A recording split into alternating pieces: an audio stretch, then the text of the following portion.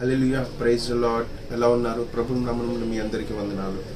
చూడండి, అవునా, మనం ఎంత కష్టపడుతున్నాం, ఎంతో శ్రమపడి కదా సంపాదిస్తున్నాం. ఆ రూపాయి ఈ రూపాయి పోగు చేస్తూ సేవ్ చేస్తూ అవునా జీవితాన్ని ముందుకెళ్తున్నాం. కానీ ఒక విధంగా చూసుకుంటుంటే ఎంత ప్రొటెక్ట్ చేసినా ఎంత సేవ్ చేసినా అవునా అవి మిగలలా. ఏంటి అసలు ఎంత సేవ్ చేసినా ఎంత కష్టపడినా ఎంత నా యొక్క టైం అంతా పనికి పెడుతున్నా ఏంటి కుటుంబం బ్లెస్ అవ్వట్లేదు, ఏంటి కుటుంబం ముందుకు నడవట్లేదు, ఏంటి అసలు ఏమి అర్థం కాని సిచ్యువేషన్లో నువ్వు ఉన్నావేమో.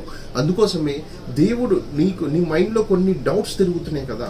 అందుకే దేవుడు ఈరోజు ఒక మాటని అవునా తన యొక్క వాక్కుని ఒక మాటని జ్ఞాపకం చేయాలనుకుంటున్నాడు. అంటే మనం చూద్దామా, కీర్తన గ్రంథము 127 అధ్యాయము 1వ వచనం. Psalms 127 verse 1. Unless the Lord builds a house, the work of the builders is wasted.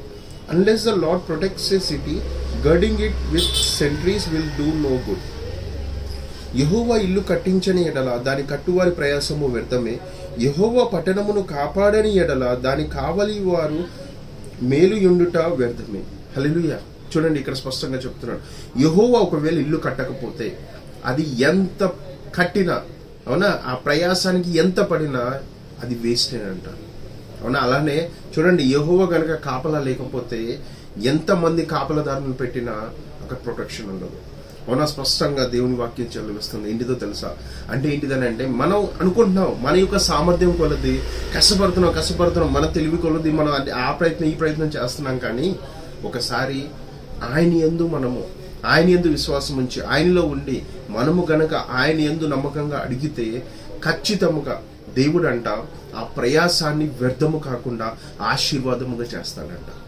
అందుకోసమే నువ్వు అనుకుంటున్నావా, నీ డౌట్స్ ఏవైతే ఉన్నాయో ఈరోజు దేవుడు చెప్తున్నాడు, నువ్వు ఏ పని చేసినా నా యందు నాలో ఉండు, నేను నీ ఇల్లు కడతా, నేను నీ కాపలా ఉంటా, నేను నీ కుటుంబానికి రక్షణగా ఉంటా, నేను నీకు అండగా ఉంటా. నువ్వు చేసే ప్రతి పనిలో, నువ్వు ఇంటర్వ్యూకి వెళ్తున్నా, నువ్వు జాబ్ చేయాలనుకుంటున్నా, ఏ పని చేయాలన్నా, ఏది చేస్తున్నా, ప్రతి విషయంలో, ఆరోగ్యం విషయంలో, అన్నిటిలో నేను నీకు తోడుంటాను. నువ్వు నా యందు ఉండు, నీ కుటుంబాన్ని నా యందు నడిపించు, నేను నీ పట్ల మేలుకరమైన కార్యాలు చేసి ప్రొటెక్షన్ ఇచ్చి ఆశీర్వాదంగా ఉంచబోతున్నాడంట.